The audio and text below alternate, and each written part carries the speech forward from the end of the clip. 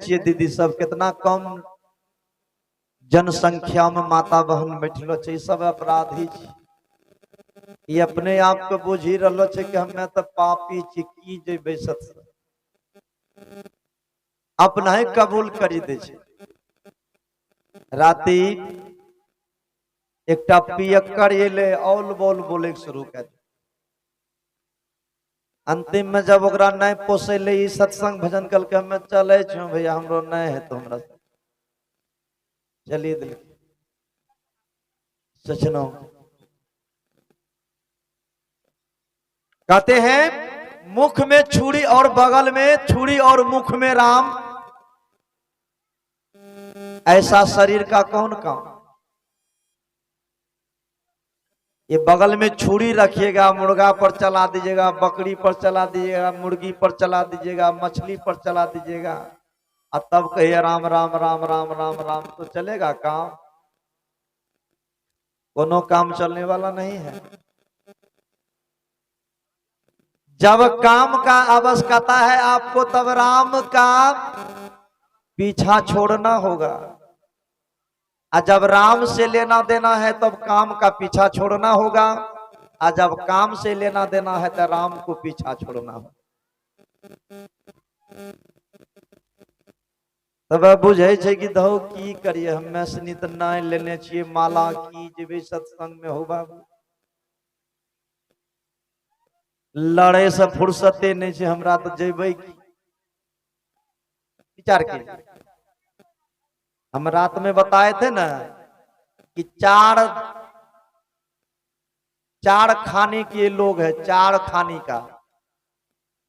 एक बाल अवस्था में पल रहा है, एक जवानी अवस्था में है, एक वृद्धावस्था में है, एक गर्भावस्था में है। तो जो गर्भ में है उनसे तो कोई ताल्लुक नहीं है, वह न झूठ बोलता है न सच और झूठ का परख है उनके पास में। लेकिन एक बात तो है, वह लगा तो है कैसेट मशीने में, वह जो है कैसेट मशीने में लगा है। जब मां गर्भवती रहती है, बच्चे को जब गर्भ में पालती है तो हर एक माताओं को सतर्क रहना चाहिए। हर एक माता को सतर्क रहना चाहिए। क्यों?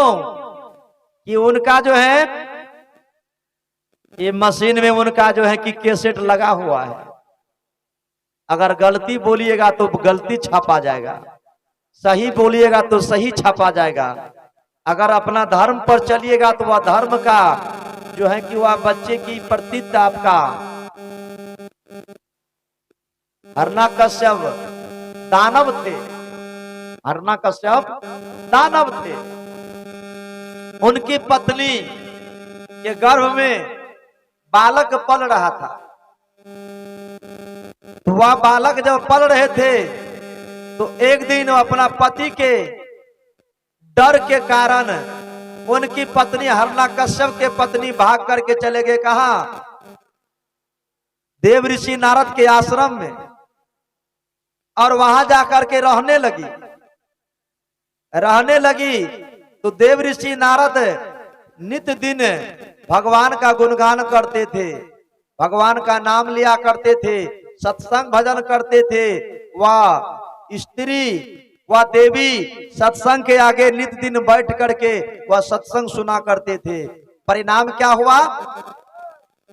हिरण्यकश्यप हुआ दानव, और उनका बेटा जो गर्भ में सत्संग को सुना, संत की वाणी को श्रवण किया, वह बेटा हो गया उनका क्या? भक्त, विष्णु का भक्त हो गया।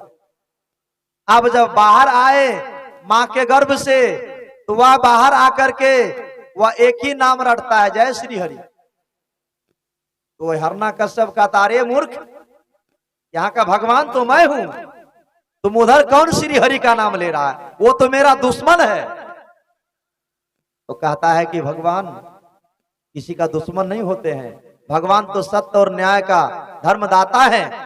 वह झूठ और सच का फैसला क्या करते हैं, वह किसी का दुश्मन नहीं है। आपने गलती क्या होगा तो आप भगवान आपको दंड दिया होगा, इसलिए आप भगवान को कह रहे हैं कि यह मेरा दुश्मन है। भगवान किसी का दुश्मन नहीं है, दुश्मन तो इंसान स्वयं है।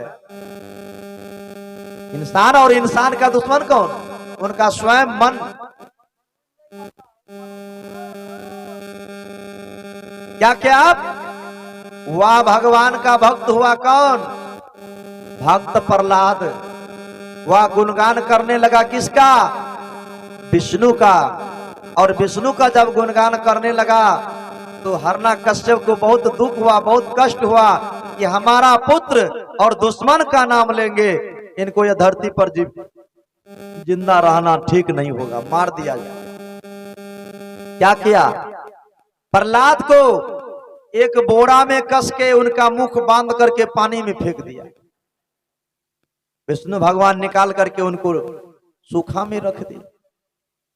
फिर जब जीवित देखा, इनको उबालता हुआ कढ़ाई में जाकर के दे दिया।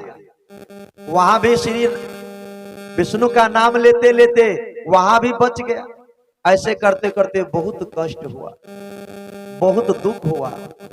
इतना दुख हुआ कि बात छोड़ दीजिए, इतना कष्ट दिया हिरण्यकश्यप अपना पुत्र को, ऐसा दुश्मन को भी नहीं दिया करते जितना कष्ट अपना पुत्र को दिया। अंतिम में वह भगवान विष्णु जब उनको प्रहलाद का कष्ट बर्दाश्त नहीं हुआ तो अंतिम में खंबा फाड़ करके ये धरती पर आया और प्रहलाद के न्याय के लिए उनका पिताजी को छाती चीर करके लहू पी गया और उनको जो है कि मार करके छोड़ करके चला गया। सज्जनों, इसलिए गलती तो स्वयं करते हो, नाम लगाते हैं किसी दूसरे का। किसी का देश मत लगाइए कि वह व्यक्ति गलती है। अपने आप को अगर सुधार लोगे तो ये सारा संसार तुम्हारे अच्छे लगेंगे। जब अपने आप में तुम्हें गलती है तो ये दुनिया के लोग भी तुम्हें गलत नजर आएगा। बोलिए सदगुरुदेव की।